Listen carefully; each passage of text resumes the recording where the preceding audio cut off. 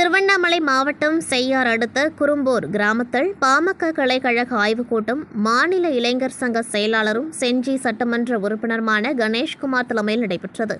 சிறப்பு அழைப்பாளராக பாமக தலைவர் மருத்துவர் அன்புமணி ராமதாஸ் கலந்து கொண்டு ஆய்வு மேற்கொண்ட பொழுது பேசியதாவது, இந்த கூட்டத்தில் அரசியல் பிரச்சினை என்ன, இந்த கிராமத்தில் என்னென்ன குறைகள் உள்ளன, திருவண்ணாமலை மாவட்டத்தில் நிலவும் அரசியல் சூழல் என்ன, 60 ஆண்டு கால அரசியல் இப்பொழுது மாறியுள்ளது, பிக்பாஸ் பார்த்த இளைஞர்கள் அரசியல் பேச ஆரம்பித்திருக்கின்றனர், இனி சரியான அரசியல் எது என ஜென்சி இளைஞர்களுக்கு புரியும் பொழுது அவர்கள் நம்மை ஆதரிப்பார்கள்.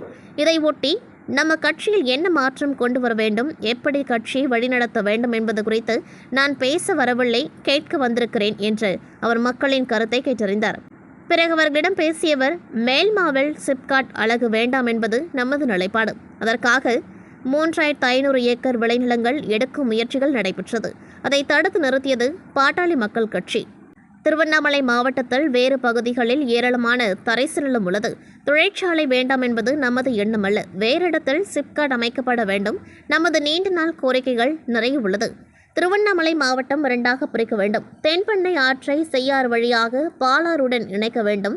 விவசாயிகள் பிரச்சினை குறித்து பேசும் ஒரே கட்சி பாமக தான். விவசாயிகள் விளைவிக்கும் பொருட்கள் அனைத்திற்கும் ஆதார விலையை அரசு நிர்ணயிக்க வேண்டும். நமது முக்கிய கொள்கையான இடஒதுக்கீடு கோரிக்கை என்பதை 2.25 கோடி வீடுகளில் வசிக்கும் 8 கோடி பேருக்குமானது. இந்த கணக்கெடுப்பு நடந்து முடிந்தால் அனைத்து மக்களும் வேலைவாய்ப்பு, பொருளாதார நிலை மேம்படும் என்று பேசினார்.